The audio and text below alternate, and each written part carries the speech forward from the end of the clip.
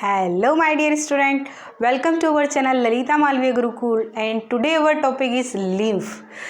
बेटा lymph it is also part of circulatory system. Basically ये भी एक लिक्विड है, ये भी एक टाइप का लिक्विड ही है ना. बट ये जो है ये यूँ कह लें कि ब्लड का ही कंपोनेंट है या ब्लड से ही इसका फॉर्मेशन हुआ है ना. तो इसको आज हम समझेंगे कि इसका फॉर्मेशन कैसे होता है, एक्चुअल क्या होता है. देखिए आपने देखा है कि आर्टरीज और वेन में जो है वो ब्लड जो है फ्लो होता है. ठीक है, ये मान लीजिए आर्टरीज है, ये वेन है. ठीक है, आर्टरीज और वेन कनेक्ट होती हैं, कैपिलरीज जो हैं जहाँ पर कनेक्ट होती हैं. ठीक है, आर्टरीज आर्ट्रियोल्स में डिवाइड होती है, आर्ट्रियोल्स फिर कैपिलरीज में डिवाइड होती है ना. और कैपिलरीज से वो पार्ट होता है कि जहाँ पर आर्टरी और वेन जो है दोनों जो है वो आपस में क्या होती है, कनेक्ट होती है. ठीक, तो ये जो आर्टरीज और वेन में जो ब्लड फ्लो होता है, आपने ये भी सुना होगा कि हार्ट जो है एक प्रेशर अप्लाई करता है जिसके कारण पंपिंग का वर्क करता है ना, जिसके कारण से प्रेशर से ब्लड जो है वो सभी ऑर्गन्स तक सप्लाई किया जा सके. तो आर्टरीज में ये मान लीजिए आर्टरीज हैं और ये वेन है ना, वेन कैपिलरीज हैं. तो ये आर्टरीज में जब ब्लड प्रेशर्स के साथ आता है तो कई बार क्या होता है कि इसमें ये क्या है, ये टिश्यू है ना, ये आर्टरीज वेन्स के टिश्यू हैं, ये आसपास टिश्यू हैं. कई बार क्या होता है कि जो ब्लड इनमें प्रेशर के साथ फ्लो हो रहा है, ये ब्लड फ्लो हो रहा है मान लीजिए, तो इसमें से कुछ पार्ट, ब्लड का कुछ पार्ट रेस करके आ जाता है और कहाँ आ जाता है, इन ब्लड वेसल्स में से छनकर फिल्टर होकर के आ जाता है in intercellular space in between of tissues. ये यहाँ छनकर आ जाता है. ठीक है, इंटरसेलुलर स्पेस आप समझते हैं, दो सेल के बीच में जो स्पेस होती है ना, इंटरसेलुलर स्पेस होती है, दैट इज कॉल्ड. तो इंटरसेलुलर स्पेस में ये सम पार्ट ऑफ ब्लड मतलब कि जिसमें कुछ अमाउंट में WBC भी होगी, प्लाज्मा होगा, ब्लड प्लाज्मा होगा. ठीक है, WBC होगी, प्रोटीन होगा, है ना, और कुछ अमाउंट में वाटर होगा, ये सब चीज़ें होगी. RBC नहीं होगी इसमें. RBC इसलिए नहीं होगी क्योंकि RBC का डायमीटर जो है वो बड़ा है कंपैरेटिवली WBC, इसलिए RBC जो है वो इसमें से फिल्टर नहीं हो पाती. क्या नहीं हो पाती, फिल्टर नहीं हो पाती, इसलिए RBC नहीं रहेगी. तो लिम्फ में क्या क्या रहेंगे, ये कंटेंट रहेंगे सारे, है ना. WBC इसलिए छनकर आ गई क्योंकि इसका डायमीटर स्मॉल होता है कंपैरेटिवली RBC के, है ना. तो WBC और ये सब छन कर क्या आ गए इस इंटरसेलुलर स्पेस. ये इंटरसेलुलर स्पेस किसके बीच में, ये टिश्यू है, टिश्यू से में हमारी क्या है, सेल्स हैं. ये सेल्स के ग्रुप को टिश्यू कहते हैं ना. तो टिश्यू के इंटरसेलुलर स्पेस में जब ये ब्लड छन के आ जाता है ना, पार्ट ऑफ ब्लड जो छन के आया है, इस कंटेंट को, इसको कहेंगे दैट इज कॉल्ड लिम्फ. ये क्या है, ये कहलाएगा लिम्फ.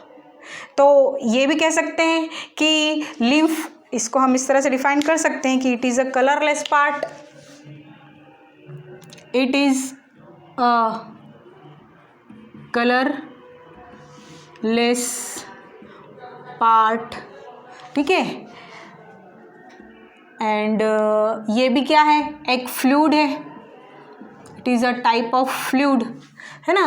और जिसमें क्या कंटेंट है, प्लाज्मा, WBC, और क्या कंटेंट है इसमें, प्रोटीन, है ना. ये सब कंटेंट है इसमें, दैट इज कॉल्ड लिम्फ. अब ये जो लिम्फ यहाँ छनकर आ गया है, तो ये तो एक तरह से लॉस हुआ ना. ये तो भाई WBC मैंने आपको कहा कि बताया पहले भी कि इम्यून सिस्टम के लिए हमारे रिस्पॉन्सिबल है. तो WBC का लॉस हो जाना, तो ये तो हमारे लिए एक तरह से नुकसान है. तो इस नुकसान की भरपाई कैसे की जाती है, इस नुकसान की भरपाई की जाती है एक सिस्टम के थ्रू जिसका नाम है लिम्फेटिक सिस्टम. क्या नाम है इसका, लिम्फेटिक सिस्टम. और ये जो लिम्फेटिक सिस्टम है इसके भी कुछ पार्ट होते हैं.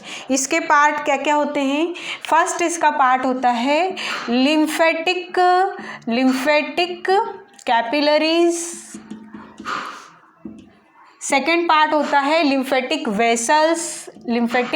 वेसल्स, फिर होता है लिम्फ नोड,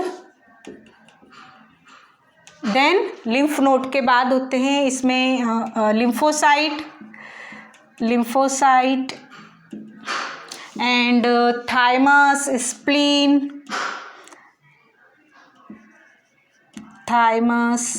स्प्लीन, टॉन्सिल्स, है ना, एसेट्रा, ये सब इस लिम्फेटिक सिस्टम के पार्ट ही हैं। कैसे ये वर्क करते हैं इसको आप समझिए।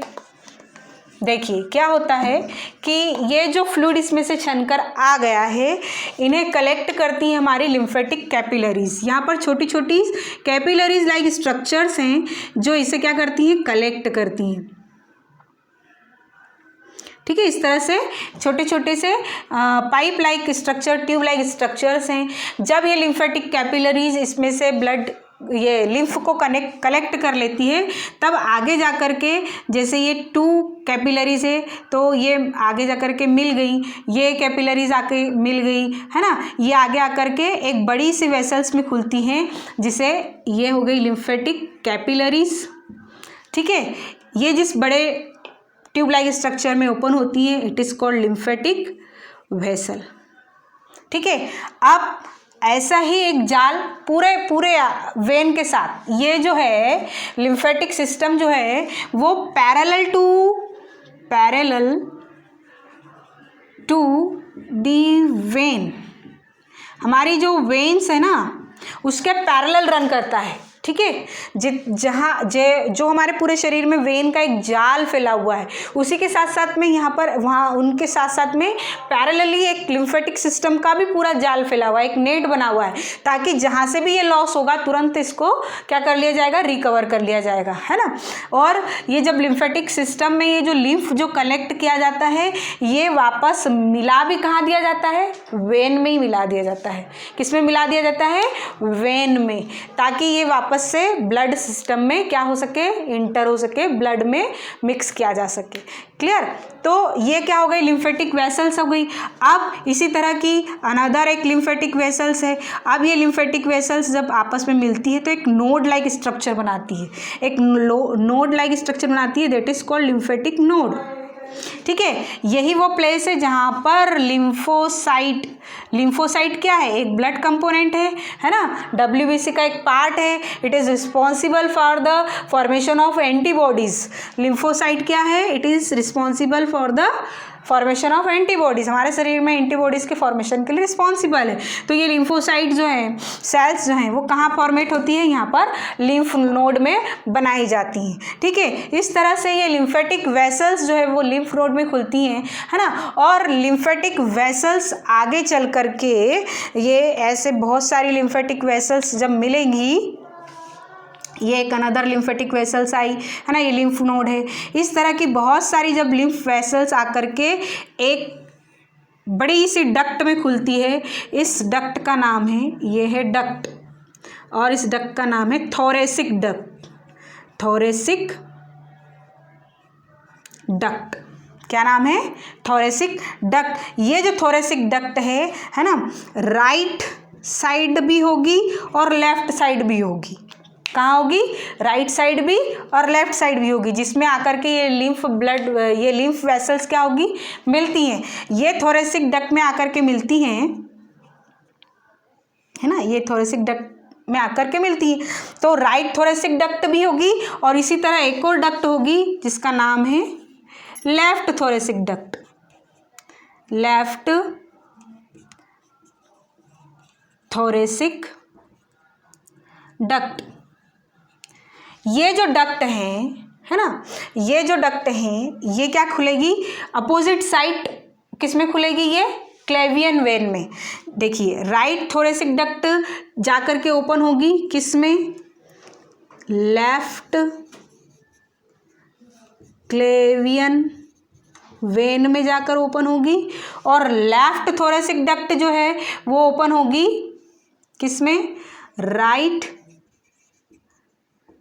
क्लेवियन वेन में। अपोजिट है जस्ट, लेफ्ट वाली राइट में ओपन होगी और राइट वाली लेफ्ट में ओपन होगी। और ये जो क्लेवियन वेन्स हैं ये कहाँ पाई जाती हैं? ये पाई जाती है in front of vertebral column. हमारा जो वर्टिब्रल कॉलम है उसके इन फ्रंट में पाई जाती हैं, in front of vertebral column, ये क्लेवियन वेन। मतलब कुल मिला के ये कि ब्लड में यहाँ पर जो लॉस हुआ, मैंने क्या कहा कि ये तो तरह से लॉस हो रहा है, तो ये जो लॉस हुआ है ये अल्टीमेटली सिस्टम के द्वारा, लिम्फेटिक सिस्टम के द्वारा कहाँ मिला दिया जाता है? वेन्स में। और वेन्स से फिर हमारे वापस सर्कुलेटरी सिस्टम में या ब्लड में मिक्स कर दिया जाता है। ठीक है, तो ये लॉस नहीं होता, नहीं हमारे इसमें WBC कम होती है। ठीक है, पर ये एक तरह से क्या कर रहा है? ये प्रोटेक्शन कर रहा है। किसको? ब्लड को प्रोटेक्ट कर रहा है ना। फिर साथ साथ में यहाँ पर क्या बन रहा है? लिम्फोसाइड भी बन रहा है ना।